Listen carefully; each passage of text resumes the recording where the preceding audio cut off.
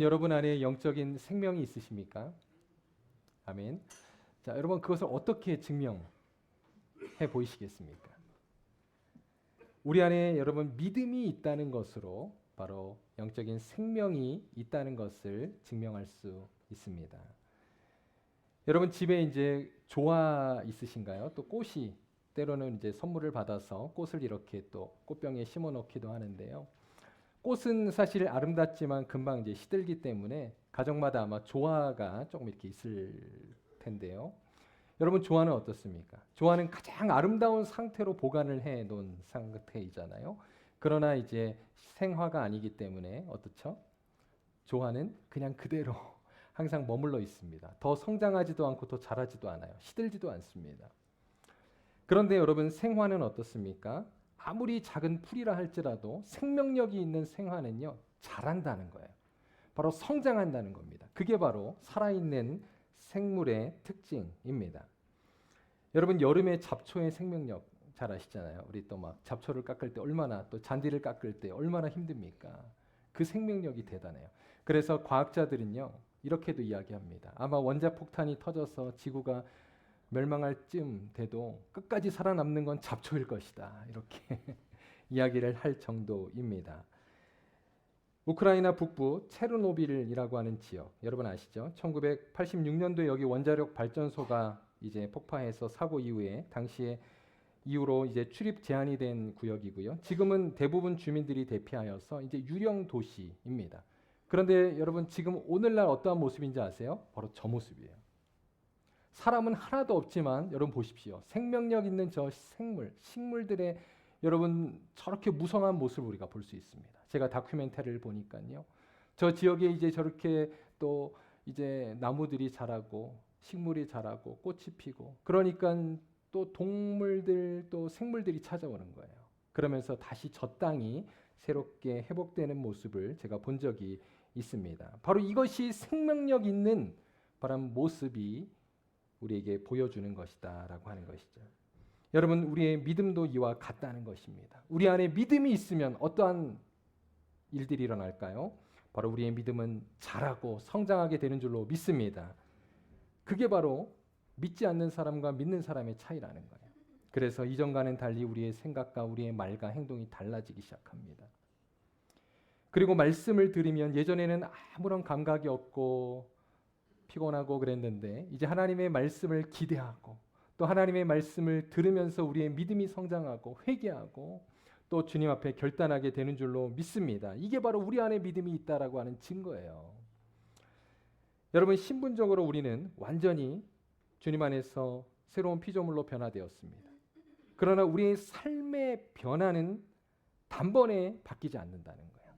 그것이 조금씩 그리고 점진적으로 우리는 바뀝니다. 그것을 신학적인 용어로 바로 성화라고 말합니다. 여러분 성화라고 하는 것은 거룩하게 변화된다라고 하는 한자어죠. 자, 에베소 4장 우리 13절에서 15절 우리 한번 다 같이 한번 읽어보겠습니다. 시작.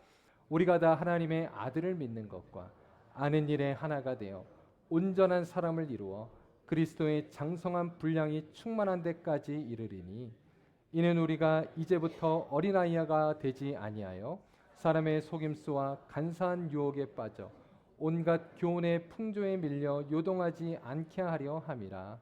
오직 사랑 안에서 참된 것을 하여 범사에 그에게까지 자랄지라. 그는 머리니 곧 그리스도라. 자, 여기 보니까 성화는 무엇입니까? 믿는 것과 아는 것이 하나가 되는 것. 그것이 바로 성화입니다. 성화란 무엇입니까? 어린아이의 신앙이 장성한 분량의 신앙에 이르는 것. 그것이 바로 성화입니다. 성화란 무엇입니까? 우리의 성품이 예수 그리스도를 닮아가는 것. 그것이 성화인 줄로 믿습니다. 바로 우리가 구원받은 이후로 우리는 이처럼 성화하게 된다는 거예요. 그것이 또 우리의 신앙의 목표입니다. 그런데 여러분 이 성화는 누가 이루는가? 이것은요. 삼위일체 하나님께서 우리 안에서 이루시는 일입니다. 자, 우리 한번 빌립보서 1장 6절 말씀도 한번 볼까요? 다 같이 읽겠습니다. 시작. 너희 안에 착한 일을 시작하시니가 그리스도 예수의 날까지 이루실 줄을 우리는 확신하노라. 자, 여기서 착한 일, 이것은 바로 성화의 일이죠. 그런데 이것을 시작하신 이가 누구일까요? 바로 성부 하나님이십니다. 그런데 성부 하나님께서 바로 성령님을 통해서 말씀을 우리에게 적용케 하심으로 말미암아 예수 그리스도의 날까지 우리의 믿음과 우리의 인격이 성장하고 성숙해 하신다라고 하는 것입니다. 여러분 이 사실을 믿습니까? 그런데요, 우리가 또 하나 기억해야 될 것은 아까 우리가 읽은 것처럼 이 전 말씀 에베소서 우리 4장 13절에서 15절에 보니까요. 범사에 그에게까지 자랄지라 그랬습니다. 이거 지금 누구에게 요구하는 겁니까? 우리에게 말씀하시는 거예요. 그죠? 여러분 이제 변화된 우리는요. 노력할 수 있다는 것입니다. 우리가 예수님을 믿기 전에는 노력할 수 없어요. 그러나 우리 안에 이제 성령이 계시기 때문에 이제는 우리가 노력하고 우리의 믿음을 우리가 자라게 하기 위해서 우리는 애써야 한다는 것입니다. 오늘 말씀의 주인공은 아브라함입니다. 아브라함은 잘 아시는 대로 믿음의 조상이죠. 여러분 아브라함이 과연 어떤 과정을 통해서 우리가 생각하는 그 믿음의 조상이 되었는지 우리는 이 시간 잠시 한번 살펴보고요. 특별히 여호와 이레의 하나님을 만나시는 우리 귀한 예배 되시기를 바랍니다. 자, 창세기 22장. 창세기 22장은요. 아브라함의 생애의 가장 클라이막스가 기록된 말씀입니다. 아마 어떤 분들이 그냥 이 창세기 22장부터 이렇게 성경을 본다고 한다면 아마 아브라함의 그러한 믿음을 보고 기가 죽을 거예요. 너무 대단한 믿음이잖아요. 나와는 다른 그러한 정말 범접할 수 없는 믿음의 사람으로 보이기 때문입니다. 그런데 여기서 우리는 질문할 필요가 있어요. 아브라함도 처음부터 과연 이러한 믿음의 사람이었을까라고 하는 것입니다. 여러분 어떻게 생각하십니까? 아브라함이 그의 고향인 메소포타미아 갈대아 우르에서 하나님의 부르심을 받았을 때는요. 약 70세 정도가 되는 나이였습니다. 성경에 보니까 하란에 도착했을 때 75세였다 그랬으니까 75세보다는 어린 거죠. 그리고 100세에 이삭을 낳았습니다. 그리고 오늘 말씀은요. 학자들에 의하면 약 15년에서 20년이 지난 이후의 사건이라고 보고 있습니다. 즉 아브라함이 벌써 115세에서 120세가 된 시점이었다는 거예요. 자, 오늘 본문 그럼 1절로 한번 들어가 보겠습니다. 그 일 후에 그랬습니다. 여러분 그 일 후에라고 하는 건 뭘까요? 이것은 바로 아브라함이 이제 가나안 땅에 정착해서 70여 세에 정착을 해서 여러 우여곡절을 겪고 또 그가 겪었던 모든 시련과 또 인내의 시간을 포함하는 것이죠. 그 일 후에 그리고 나서 이제 아브라함이 그의 생애를 시작하게 되는데 우리가 오늘 이 짧은 시간에 아브라함의 생애를 다 찾아볼 수는 없고요. 감사하게도 히브리서에 보면 아브라함의 생애를 아주 짧게 long story short으로 만들어주고 있어요. 우리 한번 그 말씀 보겠습니다. 히브리서 11장 8절에서 12절 우리 한번 다 같이 읽어보겠습니다. 시작. 믿음으로 아브라함은 부르심을 받았을 때에 순종하여 장래의 유업으로 받을 땅에 나아갈새 갈 바를 알지 못하고 나아갔으며 믿음으로 그가 이방의 땅에 있는 것 같이 약속의 땅에 거류하여 동일한 약속을 유업으로 함께 받은 이삭 및 야곱과 더불어 장막에 거하였으니 이는 그가 하나님이 계획하시고 지으실 터가 있는 성을 바랐습니다. 믿음으로 사라 자신도 나이가 많아 단산하였으나 잉태할 수 있는 힘을 얻었으니 이는 약속하신 이를 미쁘신 줄 알았습니다. 이러므로 죽은 자와 같은 한 사람으로 말미암아 하늘의 허다한 별과 또 해변의 무수한 모래와 같이 많은 후손이 생육하였느니라. 아멘. 자, 아브라함은요 여기 보니까 그는 원래 이방 땅에 살던 사람이었다는 거예요. 이 말은 이방 신을 섬기는 그러한 사람이었다는 것입니다. 하나님을 모르고 살았던 사람이에요. 지난주에 우리 기도원과 똑같습니다. 그런데 어느 날 하나님께서 이제 이 아브라함을 부르신 거죠. 그리고 내가 지시할 땅으로 가라라고 하신 겁니다. 그가 살았던 메소포타미아 지역은 지금의 이제 이라크 이쪽 지역으로 알려져 있고요. 그가 바로 이스라엘 땅 가나안으로 하나님이 이주하게 하신 것입니다. 그런데요, 여러분 히브리서 11장 8절에 보면 아브라함이 부르심을 받을 때에 믿음으로 순종하여 갔다라고 말씀하고 있습니다. 그런데 여러분 이 믿음은 어떠한 믿음일까요? 우리가 생각하는 어떠한 그러한 성숙한 믿음은 아닙니다. 왜냐하면 아브라함이 처음부터 사실은 하나님이 누구인지 알고 간 게 아니기 때문이에요. 여러분 본문에는 자세히 나오진 않지만 창세기 말씀에도 보면 아브라함에게 누군가가 가서 전도를 하고 또 가서 1대1을 하고 성경 공부를 가르쳐 준 게 아닙니다. 그냥 어느 날 꿈에서 하나님의 음성을 듣고 그가 움직인 거예요. 그러니까 순수한 그냥 신앙이죠. 그래서 우리 하나님의 열심이라고 하는 책을 쓰신 박영선 목사님은요, 이 부분을 이렇게 해석해요. 당시 고대 근동 지방에 살았던 아브라함의 가정에 내려진 이 엄청난 신의 음성은 아마도 아브라함 가족 전체를 뒤흔드는 두려운 사건이 되었을 것이다. 그럽니다. 여러분 좀 이해가 되시죠? 그러니까 두려움으로 간 거예요. 순수함으로. 무슨 일이 또 생길지도 모른다라고 하는 그러한 일들 때문에 그가 그저 이동하게 되었던 것입니다. 여러분 이처럼 아브라함의 믿음은 처음부터 대단한 믿음이 아니었다는 거죠. 우리와 성정이 같은 사람이었습니다. 여기서 우리가 깨닫는 것은 여러분 성화의 길이라고 하는 것은 결코 지름길이 없다는 거예요. 아브라함이라고 해서 우리와 출발점이 다르지 않다는 겁니다. 똑같습니다. 그리고 성화는 조금씩 점진적으로 형성이 되는 것이죠. 바로 우리 모두는 삶의 여정 속에서 만나는 여러 가지 사건, 사고, 또 고난, 그리고 여러 가지 우리의 삶의 여정 속에서 여러분 우리는 한 걸음씩 주님 안에서 성장하고 성숙해 가는 줄로 믿습니다. 이것이 바로 성화의 삶이에요. 또 아브라함의 여러분 믿음을 우리가 생각할 때 그는 항상 좋았을 것 같지만 절대 그렇지 않습니다. 아브라함의 믿음을 보면요, 은혜가 돼요. 우리와 너무 비슷해요.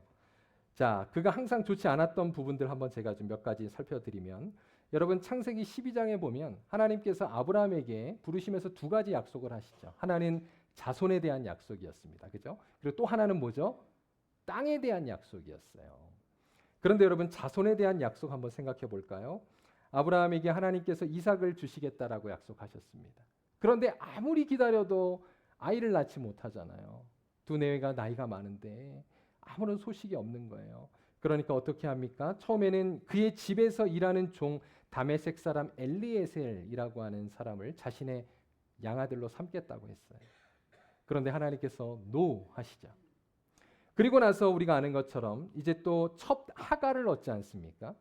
그래서 이제 이스마엘을 낳았어요. 이스마엘은 그래도 아브라함의 몸에서 난 거니까 하나님께서 인정해 주시겠지 했더니 그것도 노 하시는 거예요. 그리고 나서 이제 또 아브라함과 사라가 이스라엘에 살다가 이제 기근이 오니까 어디로 이들이 이주합니까? 잠시 애굽에 가잖아요. 그런데 사라가 얼마나 아름다웠는지 사라를 보고 이제 바로가 그의 아내로 삼고자 했습니다. 우리가 나중에 한번 천국 가서 확인해 봐야 돼요. 얼마나 아름다웠는지. 그런데 여러분 그때 이 아브라함이 어떻게 합니까? 이게 믿음의 조상 맞습니까? 자기 누이라고 속이잖아요. 그리고 또 아내를 빼앗겨요. 근데 하나님이 다시 되찾게 해주시죠. 근데 만약 여기서 여러분 정말 사라를 빼앗겼다면 약속의 자손을 얻을 수 없었다라고 하는 것입니다. 이처럼 아브라함의 생애를 보면요, 그의 믿음은 항상 순종만으로 이루어진 게 아니었다는 거예요. 불순종. 그리고 우리처럼 너무나도 연약하고 부족한 모습을 우리는 보게 됩니다. 이처럼 여러분 우리 안에서 신앙은 일어서고 넘어지는 삶의 반복을 통해서 우리의 신앙이 성장하게 되는 줄로 믿습니다.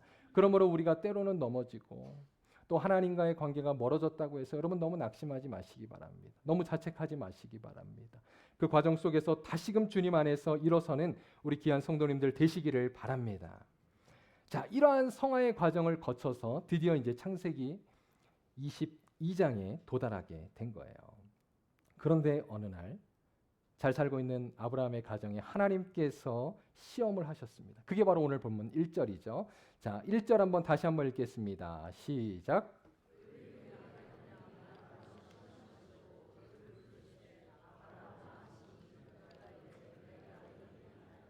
네, 보십시오. 아브라함의 나이가 지금 많잖아요. 그런데 이 나이에도 하나님은 여전히 그의 믿음을 시험하고 계십니다. 여러분, 그러나 아브라함은요, 하나님의 말씀에 이전과는 다르게 반응하고 있었어요. 그런데 하나님의 명령이 도저히 이해할 수가 없었습니다. 자, 2절 한번 볼까요? 2절을 보시면 제가 읽겠습니다.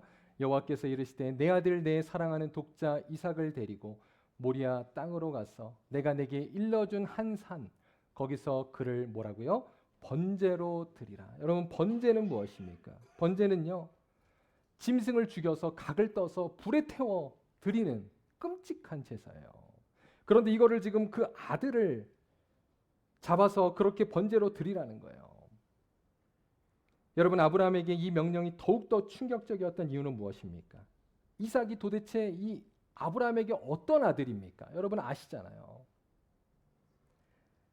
글쎄요, 사라가 이 사실을 알았는지 몰랐는지는 모르겠어요.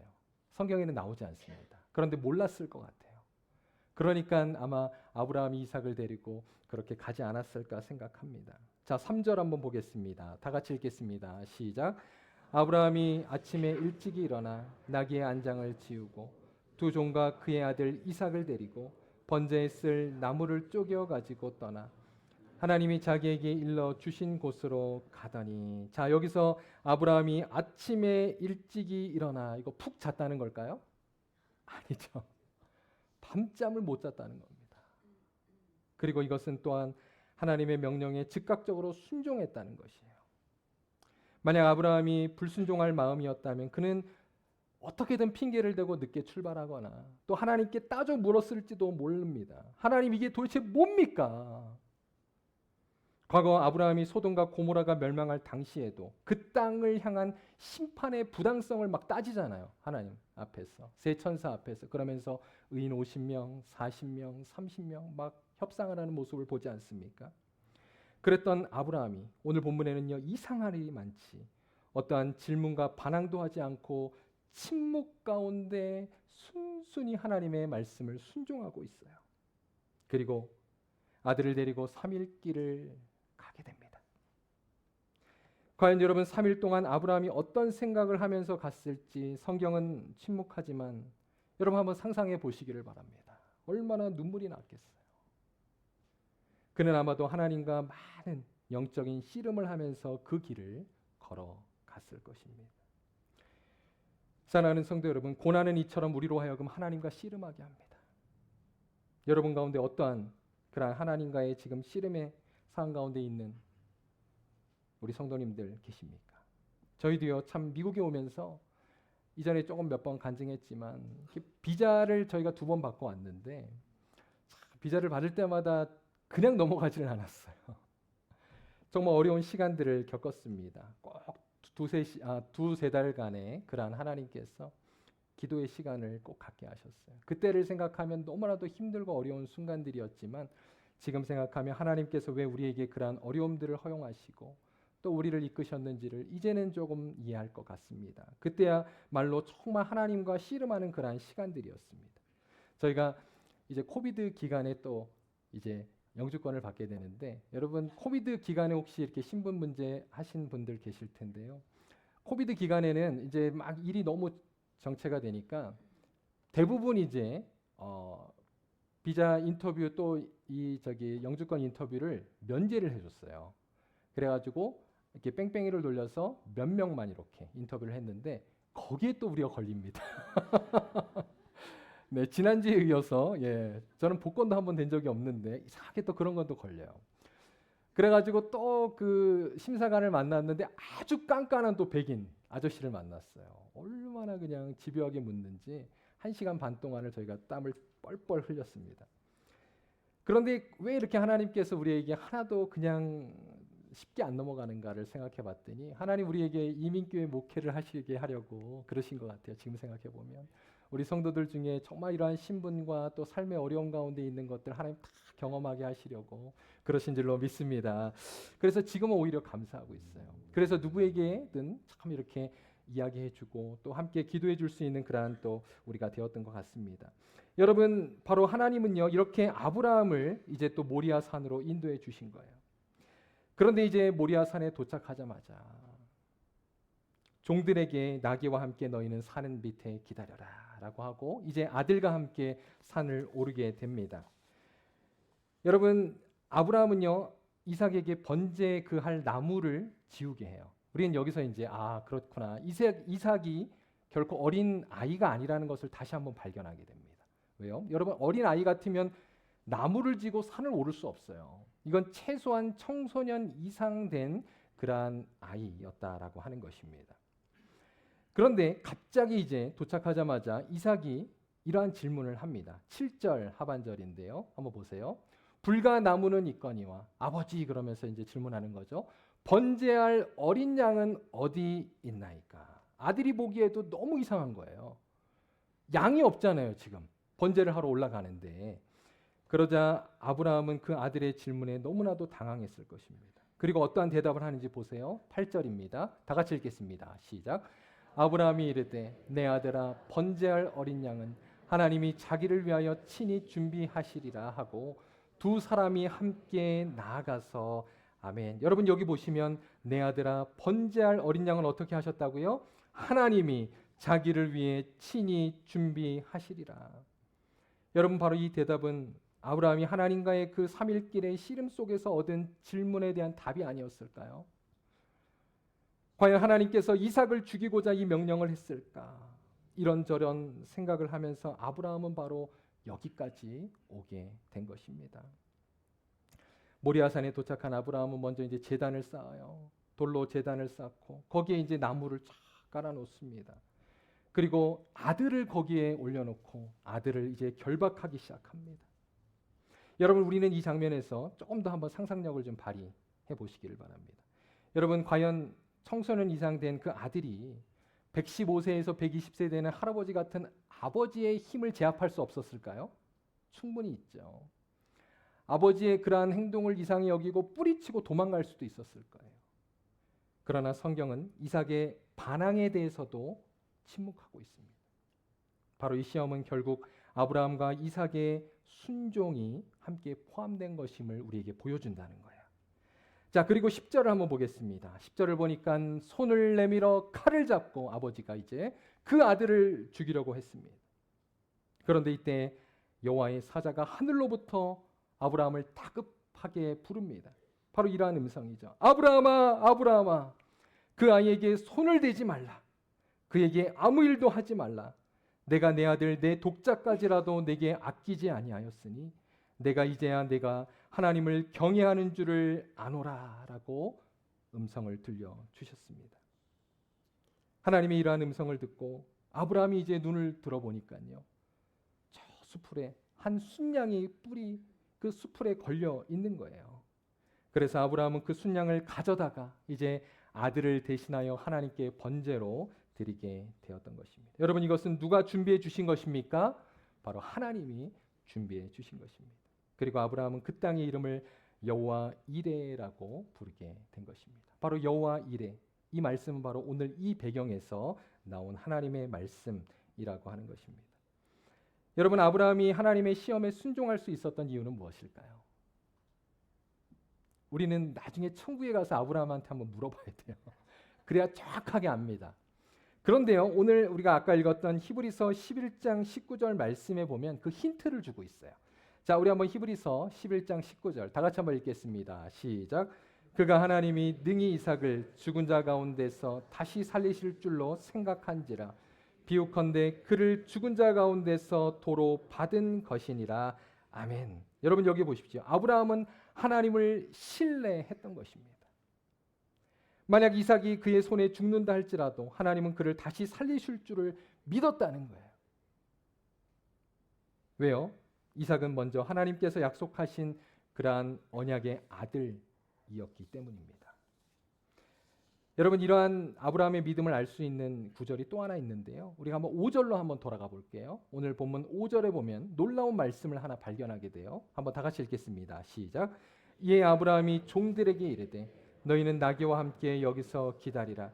내가 아이와 함께 저기 가서 예배하고 우리가 너희에게로 돌아오리라 하고. 자, 여러분 여기 보십시오. 내가 아이와 함께 저기 가서 예배하고 내가가 아니잖아요. 사실은 그 아이가 죽으면 내가 너희에게로 돌아오리라 해야 되는데 지금 보세요. 뭐라고요? 우리가 너희에게로 돌아오리라. 이것은 단지 종들에게 속이기 위해서 한 말이 아니라 여러분 바로 3일간의 그 하나님과의 씨름 가운데 얻은 믿음의 고백인 줄로 믿습니다. 여러분 아브라함의 이 믿음, 이것은 결코 즉흥적인 고백이 아니었다는 거예요. 우리는 때로는 하나님 앞에서 우리의 믿음은 그렇지 못하지만 때로는 즉흥적으로 감정적으로 하나님 앞에 고백할 때도 있어요. 그리고 나중에 후회할 때도 있습니다. 그러나 여러분 이 아브라함의 믿음은 결코 감정의 충만에서 어쩌다 실수로 나온 그런 고백이 아니었다는 거예요. 아브라함이 지난 오랜 세월 동안 맺은 하나님과의 그 관계, 수많은 신앙의 역경과 인내, 그리고 그러한 성화의 삶을 통해서 맺어진 주님에 대한 신뢰가 바로 결국 아브라함을 이 자리로까지 이끄신 줄로 믿습니다.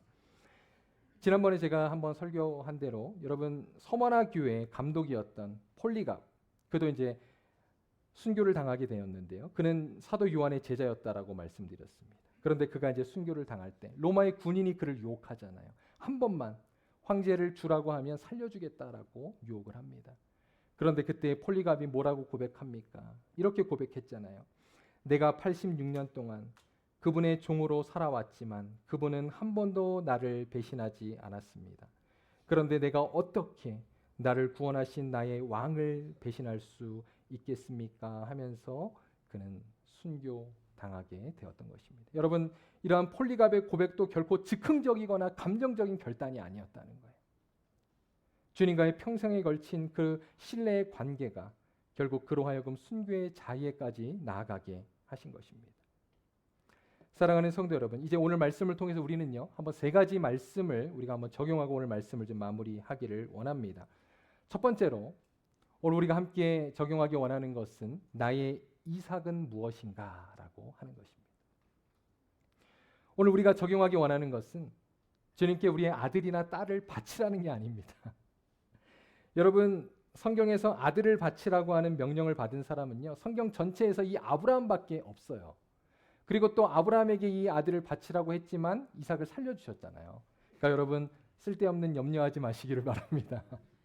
그런 적용이 아니고, 여러분, 우리는요, 영적인 의미에서 과연 하나님이 주신 이삭을 한번 생각해 보자는 거예요. 여러분, 이삭은 아브라함에게 있어 백세에 얻은 아들이었다. 여러분, 얼마나 사랑스럽고 귀엽고 정말 눈에 넣어도 아프지 않을 그런 아들이었겠습니까? 그러나 아브라함이 그런 이삭을 하나님께 드릴 수 있었던 것은요, 바로 이삭보다 이삭을 주신 이를 더 사랑하고 믿고 신뢰했기 때문인 줄로 믿습니다. 바로 우리에게 있는 이삭은 무엇입니까? 여러분, 그 이삭도 분명히 하나님께서 우리에게 주신 것일 텐데 우리는 그 이삭을 주신 이보다 이삭으로 인하여서 혹시 하나님과의 관계가 멀어져 있지는 않습니까? 또 나의 이삭 때문에 내 삶의 우선순위가 바뀌어 버리지는 않았습니까?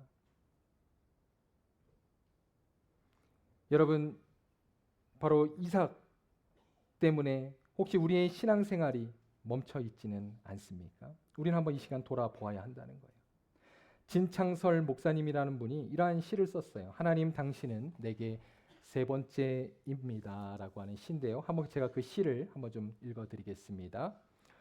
첫 번째는 언제나 내가 하고 싶은 일, 두 번째는 내가 해야 할 일, 세 번째는 하나님 만나는 일. 네, 한번 영상 좀 띄워주세요. 하고 싶은 일 다 하고 해야 할 일 다 마치고 그 후에 여유가 있으면 하나님을 만납니다. 하나님은 내게 세 번째이십니다. 어려운 일 생길 때도 하나님은 내게 세 번째이십니다. 내 힘으로 한번 해보고 그래도 안 되면 가까이 있는 사람에게 도와달라고 부탁하고 그래도 안 될 때 하나님을 부릅니다. 하나님은 내게 세 번째이십니다. 그런데 하나님께 나는 항상 첫 번째입니다. 무슨 일이 있어도 내가 부르기만 하면 첫 번째로 도와주십니다. 내가 괴로워할 때는 만사를 제쳐놓고 달려오십니다. 아무도 내 곁에 없다는 생각이 들 때면 어느새 내 곁에 오셔서 나를 위로해 주십니다. 나는 언제나 하나님께 첫 번째입니다. 나도 하나님을 첫 번째로 생각했으면 좋겠습니다. 만사를 제쳐놓고 하나님을 만나고 작은 고비마다 당신의 손을 꼭 붙잡는 내게 첫 번째이셨으면 좋겠습니다. 나는 항상 첫 번째로 여기시는 하나님을 나도 첫 번째로 모시고 싶습니다. 여러분, 이 고백이 우리의 고백이 될 수 있기를 바랍니다. 이삭으로 인하여서 하나님이 우리의 두 번째가 되었고 우리에게 세 번째가 되어 있지 않은지 우리는 이 시간 돌아보아야 한다는 것입니다. 그 다음 두 번째로 오늘 말씀이 우리에게 적용하기 원하는 것은 바로 주님만으로 충분한가라고 하는 것입니다. 하나님께서 이삭을 바치라고 하는 것은요, 바로 그가 하나님만으로 충분한가를 지금 묻고 계신 거예요. 우리는 말로는 하나님만을 사랑합니다라고 고백합니다. 여러분, 사랑은 독점적인 거예요. 우리가 하나님도 사랑하고 다른 사람도 사랑하면 여러분 그건 사랑이 아닙니다. 여러분, 우리가 결혼을 하고 또 연애를 하는데 여러분 한 사람만 사랑하지, 여러분 만약 한 사람 외에 또 다른 사람을 사랑하면서 사랑한다고 말하면 그건 거짓입니다. 우리가 하나님 앞에서 그러한 사람은 아닌지를 우리가 한번 생각해 보아야 한다는 거예요. 우리가 하나님만을 사랑한다고 고백하지만 정작 우리에게는 하나님 외에 사랑하는 것들이 너무나도 많고, 또 하나님뿐입니다라고 고백하지만 우리에게는 하나님 외에도 필요한 것이 너무 많아요. 또 남과 비교하면서 늘 불만족스럽고 불평하는 것이 바로 우리의 모습이라고 하는 것입니다. 주님은요, 오늘 말씀을 통해서 우리에게도 동일하게 질문하십니다. 얘야, 너는 나 하나로 충분하니? 라고 지금 주님은 우리에게 질문하고 있는 것입니다. 아브라함은 바로 이 시험에 통과한 거예요. 여러분, 성경 속에 보면 욥도 통과했습니다. 욥은 그러한 고난 속에서 이러한 고백을 하잖아요. 주신 이도 여호와시요 가져가신 이도 여호와시니 오직 여호와의 이름이 찬송을 받을지리다 라고 고백하고 있습니다. 또 다윗도 고백합니다. 시편 23편 1절입니다. 여호와는 나의 목자시니 내게 부족함이 없으리로다 라고 고백했던 것입니다. 여러분, 이들의 공통점은 무엇입니까? 이들은 오직 하나님 한 분만으로 충분한 삶을 살았다라고 하는 것입니다. 여러분, 오늘 말씀을 순종한 아브라함에게 하나님께서 그렇게 물으시고 끝이 아니에요. 우리는 두려워요.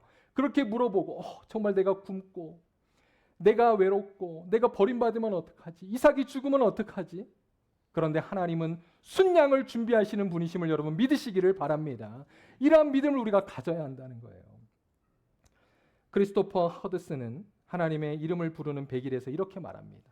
자, 제가 그 글에 한번 내용을 하나 인용하겠습니다. 아브라함은 하나님이 자기 백성에게 그저 행동을 요구하고 사라져 버리는 분이 아니시라는 사실을 깨달았다. 오히려 하나님은 적시에 우리에게 필요한 것을 정확히 공급하신다. 여러분, 이 하나님을 믿음으로 고백하시기를 바랍니다. 그러므로 주님만으로 충분한 삶을 우리는 살아갈 수 있다는 것입니다. 셋째로, 마지막이에요. 여러분, 우리는 하나님, 여호와 이레의 하나님을 믿는가라고 하는 것입니다. 오늘 말씀은요, 단지 아브라함의 믿음이 대단했다를 지금 이야기하는 게 아닙니다. 만약 아브라함 대단한 믿음이네 하고 끝나면요, 오늘 말씀을 여러분 우리는 한 반밖에 못 깨달은 거예요. 오늘 말씀에서 우리에게 주고자 하는 메시지는 그게 다가 아닙니다.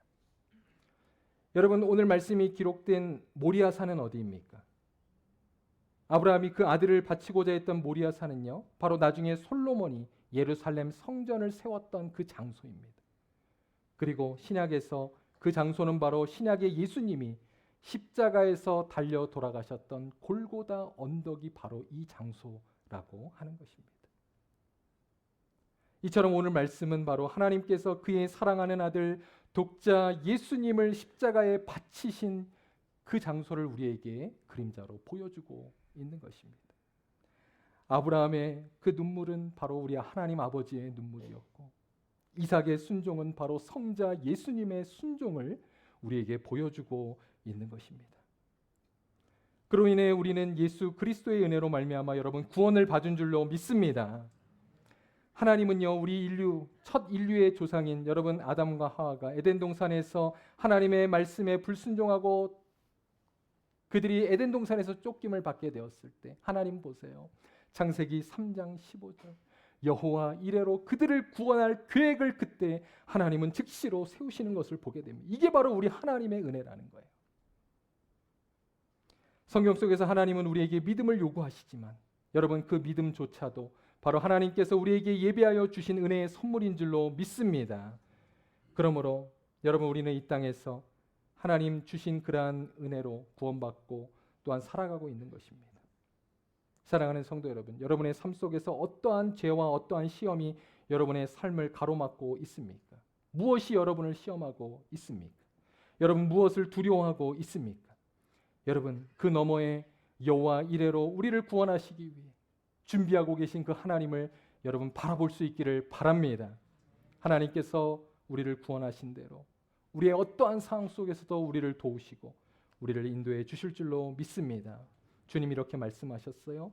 아들까지 아낌없이 내어주신 하나님께서 내게 무엇을 아끼시겠느냐. 바로 그 자들이 우리임을 기억하고 여러분 여호와 이레의 신앙으로 승리하는 저와 여러분의 신앙 될 수 있기를 간절히 소원합니다.